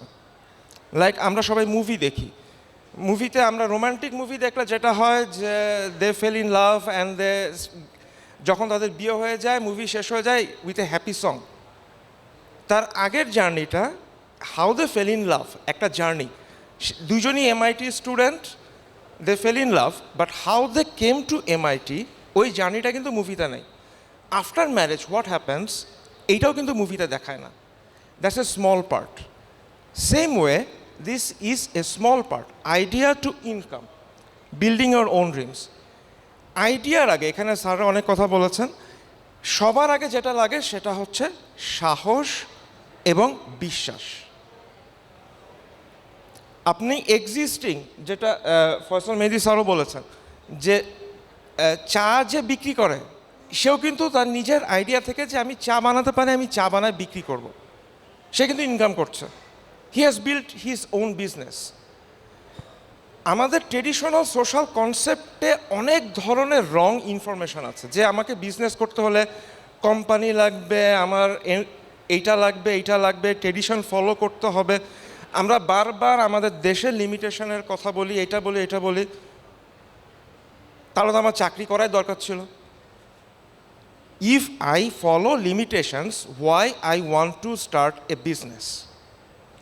The purpose of building your own business means you are about to build your own future. Business is nothing. এখানে যারা যতগুলা কোম্পানির বুথ আছে সবগুলো এক একটা করে বিজনেস এন্টিটি, সবগুলার একটা করে বিজনেস স্টার্ট এক ওনার আছে। তারা আজকে থেকে 20 বছর আগে শুরু করেছে, আজকে তারা এমপ্লয় করছে। কেউ এখানে তাদের কোম্পানিতে জব নিতে আসবে, কেউ তাদের মতো আরেকটা আজকে শুরু করবে, 10 বছর পরে সে এখানে এসে 100 জনকে রিক্রুট করবে। Everything is business, everything is created except God. বাকি everything is created by someone. Building your own business means building something of your own. Your kid, your baby, that's your own. Invest on your baby's future. The baby will be great person. The baby will look after you. That can be one business. You are investing in your family business. So for example, আমার কোনো employee লাগে না। আমি যদি ফুটবলারের কথা বলি, Messi, Ronaldo, are they not idea to income? Their idea was, I will be a very good football player. To income. Are they one of the world's most richest people or not? Then building your own business. Have they built their own business? In their own business, he is the owner of his own company. He is the CEO. He is the director R&D. He is everything. He himself is the brand ambassador of his own product. He himself is a product. আপনার employee লাগবে না। তাহলে এই যে আজকে আমরা এখানে আসছি, আইডিয়া টু ইনকাম, আমার কথা শুনে বা আমার জার্নি শুনে ইন্সপায়ার হবেন এরকম আমি ছোট করে বলবো লাস্টলি। বাট এইটার জন্য আপনারা আসেন নাই, আপনারা কিছু মানে কিছু যদি if you can take something lesson back home, ওইটার জন্য আসছেন। আমার যেটা বললাম যে প্রথমে একটা কনফিডেন্স লাগবে, একটা সাহস লাগবে যে আমি এটা করতে চাই। That is the idea. এখান থেকে আমার ইনকাম কখন আসবে? যখন আমার আইডিয়াটাকে কেউ কিনবে। যদি কেউ না কিনে তাহলে তো আমার ইনকাম হলো না, দ্য আইডিয়া ডাইজ, তাহলে আমার বিজনেস হলো না। সো আমার সবার আগে লাগবে হচ্ছে সাহস। আমি জানি আমি কি পারি। আমি সফটওয়্যার কোডিং করতে পারি, আমি ইনস্ট্যান্ট দ্বারা 1 ঘন্টা আমি অ্যারোস্পেস ইঞ্জিনিয়ার, আমি have been A very good instructor. আমাকে যে কোনো টপিক দিবেন আমি 1 ঘন্টা ক্লাস নিতে পারবো, আমার কোনো স্ক্রিপ্ট লাগে না। আমি বাংলাদেশে ন্যাশনাল ডিবেট করতাম, আমি যে কোনো টপিকে আমি 1 ঘন্টা ইনস্ট্যান্ট বলতে পারি। সো যে কোনো টপিক দিবেন, if I want to sell a software, I know that I have my own marketing skill. আমি আমার আইডিয়া যেভাবে সেল করতে পারবো, এটার জন্য আমার কোনো লোক লাগবে না, নট ইন বাংলাদেশ। দেন বাকিটা হচ্ছে আমার coding skill, I know my coding skill. এখন আমার স্কিলের উপর বেস করে আমি কি করতে পারি, that's my idea. How to make money, এটা হচ্ছে কে কিনবে, who will invest for it. এই মাঝখানে ট্রানজিশনে একটা জিনিস যারা ফেল করে, এখানে অনেকে আছে বিজনেস করেছে, এই করেছে, many people faltered, many people started. একটা জায়গায় সবাই ফেল করে, ম্যাক্সিমাম লোক ফেল করে, সেটা হচ্ছে they get stuck. The main transition from idea to income is you have to continue walking, slower or faster, but you have to continue walking. You cannot stop. And building your own business, যেটা বললাম, একটা সময় গিয়ে it should not be your target, but you will automatically achieve that. এটা আপনার নিজের brain হতে পারে। আমার এমপ্লয়ি নাই, আমার এমপ্লয়ি হচ্ছে আমার ব্রেইন। আমি যা করি আমার ব্রেন দিয়ে করি, দ্যাটস মাই অনলি এমপ্লয়ি। বাকিরা automatic, if I am honest, আমি যদি সব কিছু ঠিকমতো করতে পারি আমার ব্রেন দিয়ে, everybody will automatically align. They are not my employees, they are all service holders. I and my brain are only my own service holders. এখন আমার ছোট জার্নি, ছোট না, আমার জার্নি 9 বছরের। এই 9 বছরের জার্নিতে আমি হচ্ছে I started with a software company, এবং আমার বাংলাদেশে এই মুহূর্তে কোনো সফটওয়্যারের কোনো বিজনেস নাই। আমার পৃথিবীর 25টা দেশে আমার সফটওয়্যার ইউজ হচ্ছে। It started from small archiving. এখন আমার বিভিন্ন গভর্নমেন্টে আমার ইন্টেলিজেন্স প্ল্যাটফর্ম চলছে, বাংলাদেশ গভর্নমেন্টও আছে, ইলেকশন কমিশনও আছে, বাট দিস আর স্মল। এছাড়া আমার আফ্রিকাতে আছে, মায়ানমারে আছে, ফ্রান্স, চায়নাতে আছে, মায়ানমারে আছে, অস্ট্রেলিয়াতে আছে, এবং সবই আমার নিজের product. I just develop this products and then I work as principal for local agents in this countries. বিভিন্ন দেশে আমার লোকাল এজেন্ট আছে, তারা আমার প্রোডাক্টটাকে মার্কেটিং করে, they sell it, they get a commission. আমি অন্য সফটওয়্যার কোম্পানির মতো ফ্রিল্যান্সিং করি নাই, আমি কোনো গভর্নমেন্টের টেন্ডার করিনি। আমি আমার প্রোডাক্ট বানিয়ে I thought that this will have to run, এবং আমার তো পুরো পৃথিবীকে সার্ভ করার দরকার নাই। I just only have to serve the people who need it, and that's enough. 25টা দেশে ছড়ায় গেছে। And then I started with EV business, electric vehicle, এবং এই মুহূর্তে আমার বাংলাদেশে 120টা চার্জিং স্টেশন নিয়ে কাজ চলছে। And this is also the first of its kind in Bangladesh. আমাদের চার্জিং স্টেশনের এটা হবে হচ্ছে লাইক পেট্রোল পাম্প। আপনারা গাড়িতে তেল নিতে যান যেরকম পেট্রোল পাম্পে, আমারটা এরকম commercial electric vehicle charging station, because this is the future. And already 120টা নিয়ে কাজ করছি। And why our charging station is great, because এখানে আপনি 1 কিলোমিটার 1 সেকেন্ডে চার্জ করতে পারবেন। সো আপনার ইলেকট্রিক গাড়ির রেঞ্জ যদি হয় 400 kilometre, you can bring your car to my station and 0 to 100% you can get it charged in 6 minutes while you are having a coffee. So if you come to my charging station, you will of course enjoy a free coffee while you charge your car. Eta chhara there are some other small ventures like medical tourism and others, but that's the journey, small journey in a nutshell. Sir? Sir, normal, all electric vehicle like BYD, Mercedes-Benz. Lithium, sir. Lithium, sir. That is European standard, sir. CCS2 standard, sir. Sir. That's all my journey and my advice to the audience. Sir. Sir, the challenge I faced, যেটা আমি আগেই বলেছি যে I started with software, but now I'm not doing anything of software in Bangladesh. এটা হচ্ছে sir starting এবং কনক্লুশনের মাঝখানে হচ্ছে চ্যালেঞ্জটা। In Bangladesh I face lots of struggle because in Bangladesh when you start with software product, we are not USA, so এখানে আমি ফেসবুকের মতো একটা কিছু চালু করলে হবে না। In this country we faced a time যেখানে কোভিডের সময় I had a free thing. যখন কোভিডের পরে স্যার আমি তখন এটা অলরেডি আমি কুমিল্লায় বার্ডে এটা করেছি স্যার। কুমিল্লায় 7টা ইউনিয়নকে আমরা প্রত্যেকটা সিটিজেনকে we brought under unique ID card system. আমরা এখানে সবাই পকেটে এনআইডি ইউজ করি, বাট এনআইডির যে পারপাস ছিল এই কান্ট্রি কখনো এনআইডির পারপাসটাকে ইউজ করতে পারেনি, যেটা আমি কুমিল্লায় করেছি। যে আমি একটা তাদের যে ইউনিক আইডি আমি দিয়েছি ওটা স্ক্যান করলে তার ফুল ফ্যামিলি, সে আমারটা স্ক্যান করলো, আমার ওয়াইফ, আমার বাচ্চা, আমার ফ্যামিলি, আমার সাথে যাদের কানেক্টেড সবার এনআইডি ট্রি চলে আসবে। কার কয়টা জমি আছে, কার কয়টা ট্রাক আছে, কার কি আছে, কে কোন স্কুলে পড়ে, কোন স্কুলের বেতন কত, কার কয়টা ব্যাঙ্ক অ্যাকাউন্ট আছে, all financial information, every single asset will all come up in one interface. From there I connected different agencies, like কারো ধান ক্ষেত আছে সে ওখানে ধান ফলাচ্ছে।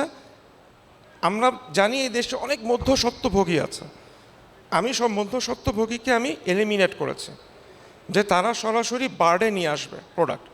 এবং I use Bangladesh army of course, এবং ব্র্যাককে ইউজ করেছি আর বার্ডকে ইউজ করেছি, কুমিল্লা যে বার্ড আছে আমাদের। সো তাদের এজেন্ট আছে, প্লাস কোভিডের সময় আমাদের এখানে ঢাকা থেকে বা বিভিন্ন দেশ থেকে যত রিক্সাওয়ালা বা কাজের লোক যারা চাকরি হারাইছে চলে গেছে, যারা বৃহত্তর কুমিল্লাতে ছিল তাদেরকে সবাই আমি একটা ইকোনমিক চ্যানেল, একটা চেইনের মধ্যে নিয়ে আসছি, যেখানে মানুষ সরকারি রেটে কম্পিউটারে বসে চাল অর্ডার দিতে পারবে, এবং এই যে রিক্সাওয়ালা বা কাজের বুয়া চাকরি হারাছে কোভিডের সময় সে ওই চালটা গিয়ে বাসায় ডেলিভার করতে পারবে। We did it in 7 unions of Kumilla. I proposed it to Bangladesh government free of charge. Bangladesh government did not accept. So then I stopped selling software things to Bangladesh. Sir.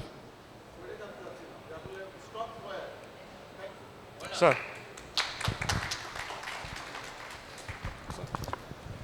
ওকে, আমার মনে হয় commander আকিক sir যেটা জিজ্ঞেস করতে চাচ্ছিলেন definitely Ferdous has covered it, but আমি তারপরে একটু রিফ্রেশ করি যে এই যে ব্যাটারি স্টেশন করা এবং এরকম 60 স্টেশনস রানিং, এটা তো একটা হিউজ বিজনেস। এই বিজনেসটাতে how you ended up in this business, এবং এখানে কিভাবে হলো?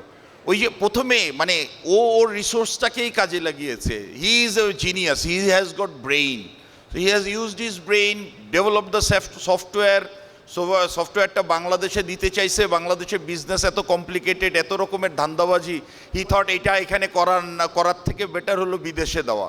বিদেশে সিম্পলি ওর এজেন্ট নিয়োগ করতেছে, এজেন্টরা সেল করতেছে, ওর শুধুমাত্র ডলার জমা হচ্ছে, লয়্যালটি ফি পাচ্ছে।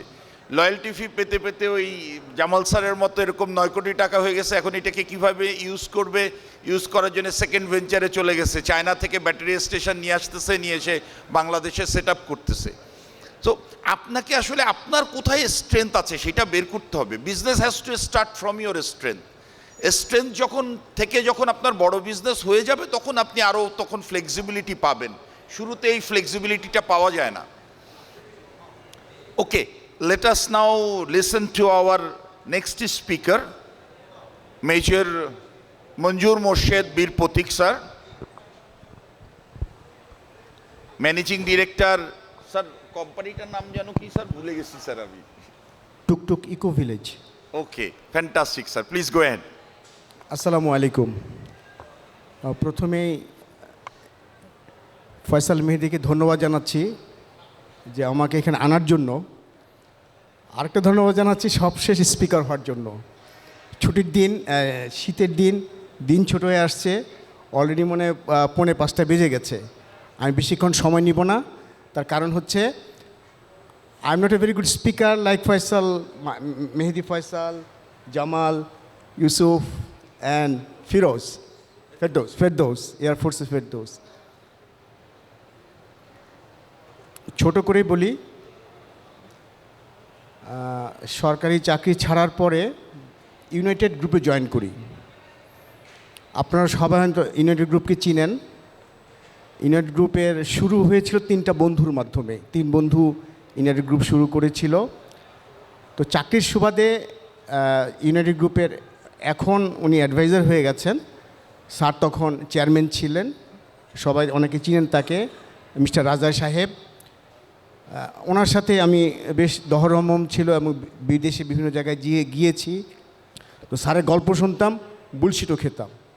তো গল্প শুনতে শুনতেই স্যারকে একদিন বললাম, স্যার এত বড় জিনিস করলেন, কিভাবে করলেন? যাই হোক, ওই 3 বন্ধু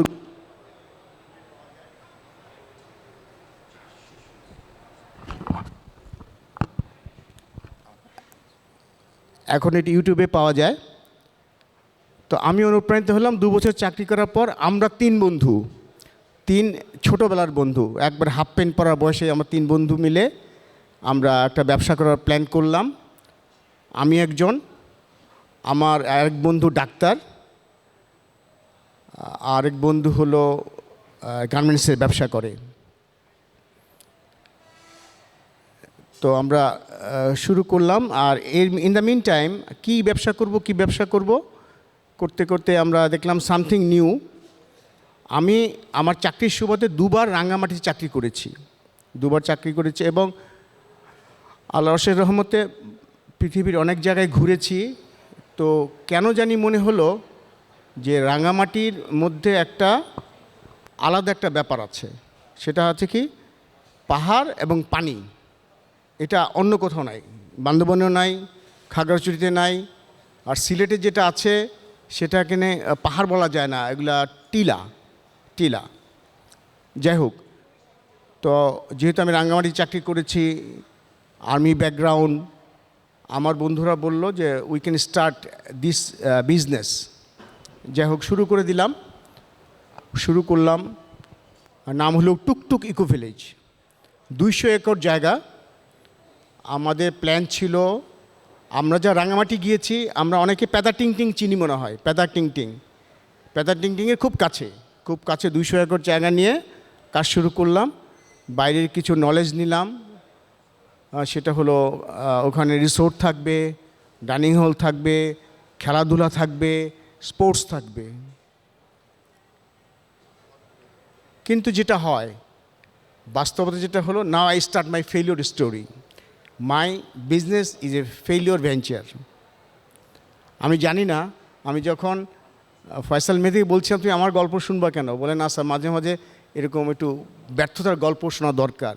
ব্যর্থতার গল্প না শুনলে আমাদের ভবিষ্যৎ যারা আপনার মতো ভুল না করে ফেলে। Anyway, I am encouraged. যেটা বলছিলাম সেটা হচ্ছে যে আমরা 3 বন্ধু, কিন্তু 3 জনই আমরা বিভিন্নভাবে এঙ্গেজ আছি। তারপরেও আমরা শুরু করি। আমাদের প্রথম ব্যর্থতা হচ্ছে, এত সুন্দর জায়গা রাঙামাটিতে আপনারা কিন্তু কোথাও গিয়ে থাকতে পারবেন না, রাঙামাটি শহর ছাড়া। এই লেকের মধ্যে সুন্দর পরিবেশে থাকার কোনো পরিবেশ নাই, কোনো জায়গাও নেই। তো যাই হোক, আমরা চেয়েছি অনলাইন ব্যবসা করার জন্য, অর্থাৎ দূরের থেকে কাউকে রেখে ব্যবসা করতে চেয়েছিলাম। জামাল সেটা খুব সুন্দর করে বলেছে, এভাবে ব্যবসা হয় না। এটা হলো 1 নম্বর কারণ। 2 নম্বর কারণ হচ্ছে যে এই ধরনের ব্যবসা করার জন্য, ব্যবসা করার জন্য, ট্যুরিজমকে এক্সেল করার জন্য, ট্যুরিজমকে বাড়ানোর জন্য, in fact it requires lots of capital, যেটা আমাদের ছিল না। 3 নম্বর ছিল, আমরা যখন ব্যবসা শুরু করি আমাদের একটা এথিক্স ছিল, আমরা কোনো লোন নিব না, আমাদের ওখানে কোনো এমন কিছু যেটা থাকবে না যেটা ইসলাম বিরোধী। 4 নম্বর হচ্ছে, আমাকে ফয়সাল মেহেদি বলেছে আমার একটা ব্যক্তিগত পরিচয়ের কারণে ওখানে একটু ভালনারেবল ছিলাম। ওখানে আমি ভালনারেবল ছিলাম, নিরাপত্তাজনিত ভালনারেবিলিটি ছিল আমার। তো যেটা বলতে চাচ্ছিলাম সেটা হচ্ছে যে এই সমস্ত কারণগুলোর জন্য আমরা 2 বছর ওখানে খুব দাপটে অনেক কিছু করেছি। আমাদের ব্যবসা করার সময় আমাদের ওখানে একটা জাপানিজ প্রতিনিধি গিয়েছিল, 5 জনের প্রতিনিধি গিয়েছিল, ওখানে ছেলে মেয়ে ছিল। দে আর সো অ্যামেজড বিকজ ওখানে ইলেকট্রিসিটি নাই। আপনাকে লেকের ভিতরে, তারপরে অনেক দূরে শহর দেখা যায়। মানুষ যদি নীরবতা পছন্দ করে, এটা আসলেই সুন্দর একটা জায়গা। তো তারা প্রায় 5 দিন ছিল এবং তারা বলেছিল যে আমরা যদি আবার পারি তোমাদের বাংলাদেশে আসলে আমরা এসে থাকব। রাজা দেবাশিস তার বন্ধুবান্ধব নিয়ে ওখানে গিয়েছিলেন, তারা খুবই পছন্দ করেছেন। এরকম আরও অনেকে আছে, ইউএনডিপির বড় বড় টিম আসছিল। আজকে আমি মিস্টার লুৎফি সিদ্দিকী, আপনার সাথে চিনবেন, আমাদের চিফ অ্যাডভাইজারের সাথে আছেন, তার একটা বক্তব্য শুনছিলাম যে আমাদের দেশের এই ট্যুরিজম সেক্টরটা এখনও অবহেলিত হয়ে আছে, এই ট্যুরিজম সেক্টর কেউ দেখছে না। তো যাই হোক, আমাদের চিন্তা ভাবনার কারণে, আমাদের অনগ্রসরতার কারণে, যেটা ইউসুফ বলছিল, আসলে ব্যবসা করতে গেলে কয়েকটা জিনিসকে আপনাকে ফরগো করতে হবে, যেটা আমরা আসলে করতে আমরা পারি নাই। তারপরেও হয়তো চালিয়ে যেতে পারতাম। সবচেয়ে বড় সমস্যা হয়েছিল যে হিউজ ক্যাপিটাল এবং বাংলাদেশি যারা পর্যটকরা যেত, যারা স্কুল ছুটির পরে এই সময়টাতে, তারা চাইতো ভাইব্রেন্ট কিছু চাইতো। কারণ আমরা এখন টিশে দেখে ভাইব্রেন্ট ব্যাপারগুলোর সাথে পরিচিত হয়ে গেছি। আমাদের ছোটোবেলায় যেরকম জায়গা আমরা বেড়াতে পছন্দ করতাম, আমার ছেলে, কিন্তু আমার মেয়ে সে তো পছন্দ করে না। কিন্তু যাই হোক, এই সমস্ত কারণে আমরা আর আগাতে পারি নাই।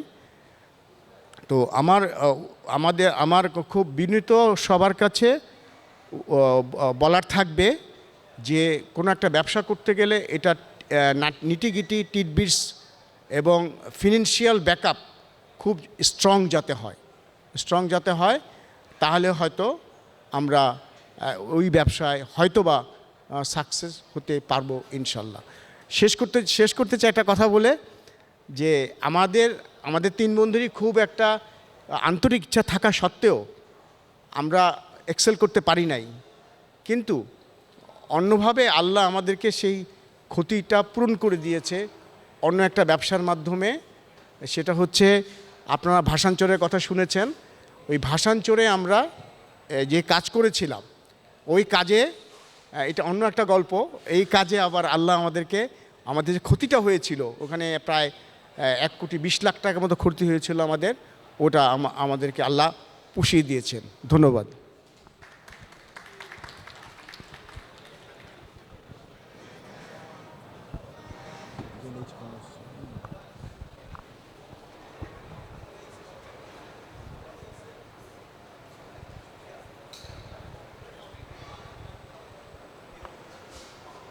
মোর্শেদ স্যারের গল্পটাও আমরা শুনলাম, যে স্যারের এবং স্যাররা 4 বন্ধু মিলে তাদের পেনশনের সব টাকা পয়সা কাজে লাগিয়ে, তারপরেও পাশাপাশি আরেকটা রিসোর্ট চলছে, বাট স্যারদেরটা আলটিমেটলি সাকসেসফুলি রোল আউট করে নাই।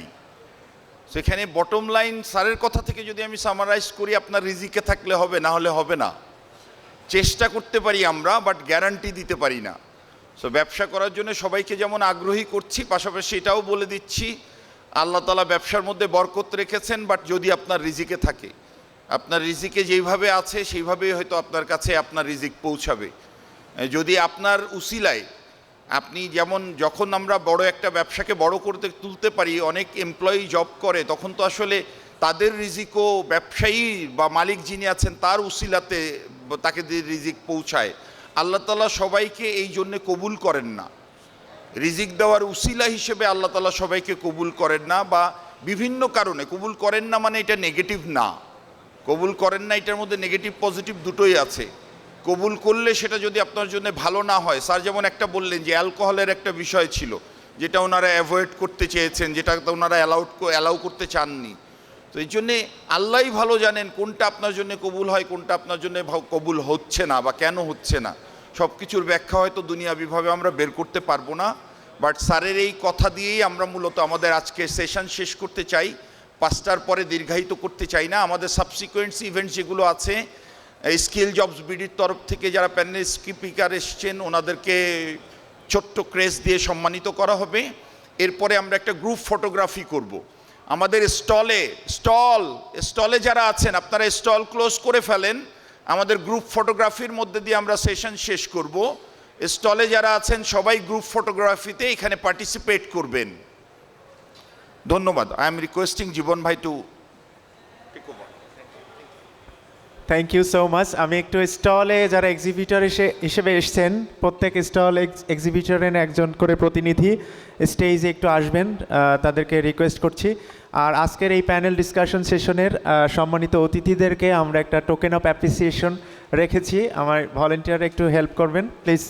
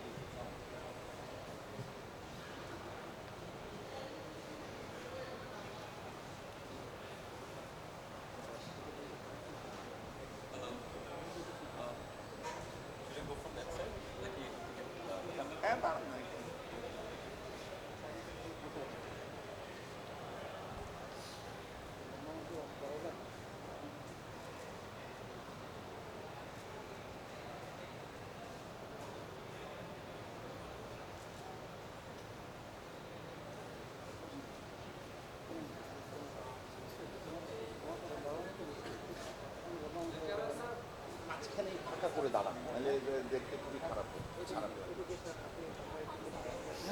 চলে আসে, চলে আসে।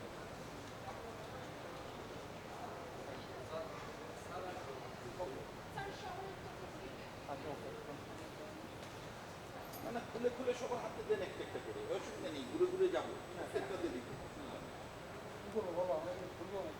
না জীবন ভাই ঘুরে ঘুরে যাবে সবগুলো।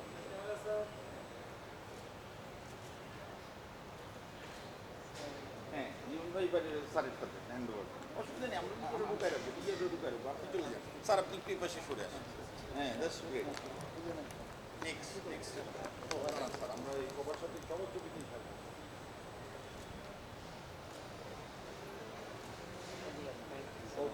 এবার নেক্সট চলে যান। ইউসুফ স্যার এই পাশে একটু চেপে আসেন, শরীফ স্যার এই পাশে চেপে আসেন।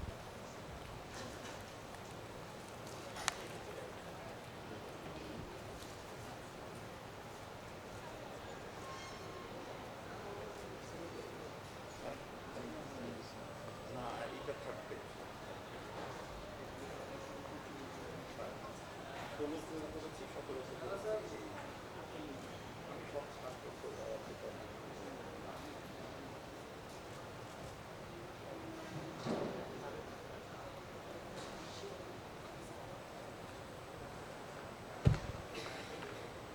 এখন সবাইকে ডাকবেন।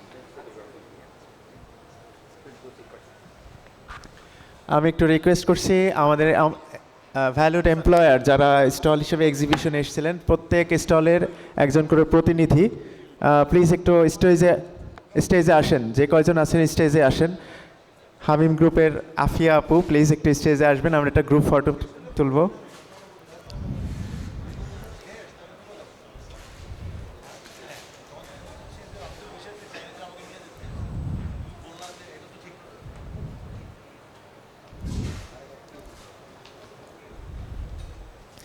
আমাদের 9 এবং 10 তারিখের যে জব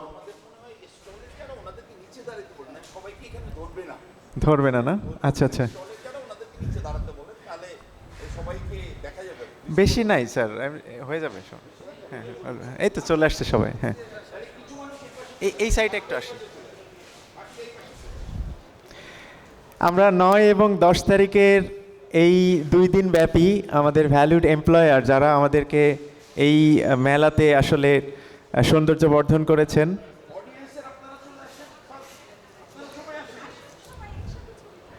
এই মুহূর্তটা আসলে ক্লোজিং, আমরা এর মাধ্যমে ক্লোজিংটা শেষ করতে চাচ্ছি এবং এই মুহূর্তটা আমরা ক্যামেরায় ধারণ করে রাখতে চাই যাতে ভবিষ্যতে এটা স্মরণীয় হয়ে থাকে। 2025-এর ইয়ার এন্ডিং এই সেশনে আমাদের পুরা স্কিলস অফ রাওয়া এবং পুরা ভলেন্টিয়ার্স টিম যারা সবাই মিলে অনেক পরিশ্রম করেছে, সেই পরিশ্রমের সফলতার এই স্মৃতিময় মুহূর্ত আমরা যারা আছি এখানে সামনে দাঁড়াতে পারি স্কিলস অফ টিম এবং যারা ভলেন্টিয়ার আমাদের এই টোটাল অনুষ্ঠানকে সফল করার জন্য এসেছিলেন এবং প্রত্যেকের একটু একটু করে কন্ট্রিবিউশনে আজকের আমাদের এই 2 দিন ব্যাপী এই অনুষ্ঠানটা হয়েছে। আমি এই অনুষ্ঠানকে সফল করার জন্য প্রত্যেকটা ব্যক্তিকে আমি আমার হৃদয়ের অন্তঃস্থল থেকে থ্যাঙ্কস জানাতে চাই। আমরা একটু নিচে দাঁড়িয়ে যাই, নিচে এই লাইনে দাঁড়িয়ে যাই। আমি বিশ্বাস করি এই মুহূর্তটা আমরা ক্যাপচার করে রাখব এবং আগামী বছর 2026-এর ডিসেম্বরে আমরা আরও একটা এই সেম ইভেন্টের সেকেন্ড ভার্সনটা আমরা করব এবং খুব বড় পরিসরে হবে ইনশাআল্লাহ। সেই প্রত্যাশায় আজকের এই মুহূর্তটা আমরা স্মরণীয় করে রাখতে চাই। এই স্কিলস অফস এবং রাওয়ার এই টোটাল ইভেন্টে স্ট্র্যাটেজিক পার্টনার হিসেবে কিষাণ গ্রুপ আমাদেরকে সহযোগিতায় ছিল প্রাণ গ্রুপ, আমাদের স্ট্র্যাটেজিক পার্টনার হিসেবে ছিলেন দীপ্তি আমাদের স্ট্র্যাটেজিক পার্টনার ছিলেন। এছাড়াও আমাদের এই স্টলগুলোতে এমপ্লয়ার হিসেবে পার্টিসিপেট করেছেন প্রায় 22টা প্রতিষ্ঠান যারা 2 দিন ব্যাপী আমাদের এই জব ফেয়ারে সিভি কালেকশন করেছেন এবং বিভিন্ন ইনফরমেশন নেটওয়ার্কিং এবং নলেজ শেয়ারিং পর্বে অংশগ্রহণ করেছেন। সবাইকে অসংখ্য ধন্যবাদ জানাচ্ছি আমাদের ইভেন্ট অর্গানাইজারদের পক্ষ থেকে। আমি ক্লোজিং স্পিচ হিসেবে আমি আমাদের ইভেন্টের ডেল এইচ খান স্যারকে কিছু ক্লোজিং স্পিচটা দিয়ে আমাদের এই অনুষ্ঠানটা শেষ করব। আর পাশাপাশি এইটার আগে আমি 2 মিনিট জাস্ট আমাদের স্ট্র্যাটেজিক পার্টনার এই কিষাণ গ্রুপের মিস্টার আব্দুর রহমান সাহেব, ওনার কাছ থেকে আমি জাস্ট একটু 1 মিনিটের একটা অনুভূতি আমি একটু শুনতে চাই। কিষাণ গ্রুপ 1 মিনিটের আমি একটু ওখানে এই যে এখানে। আসসালামু আলাইকুম। কিষাণ গ্রুপের পক্ষ থেকে এই প্রোগ্রামের আয়োজক এবং উপস্থিত যারা ছিলেন সবাইকে আন্তরিক ধন্যবাদ জানাচ্ছি। আমাদের কিষাণ একটি কোয়ালিটি ব্র্যান্ড, আপনাদের সাথে থাকবেন এই আশাবাদ ব্যক্ত করে আমি আজকে এখানে আমার সংক্ষিপ্ত কথা শেষ করছি। আসসালামু আলাইকুম।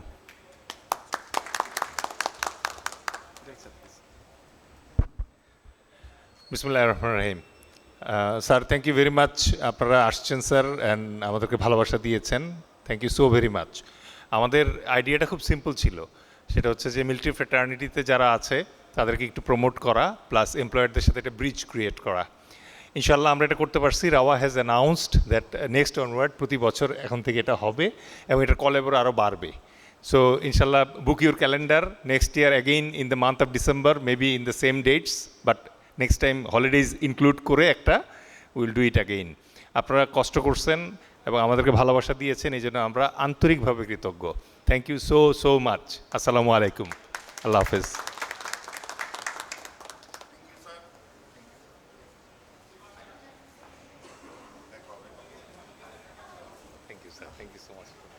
আমাদের খালি কথা হয়েছে, বাট সামনাসামনি দেখা। Thank you for owning it, sir.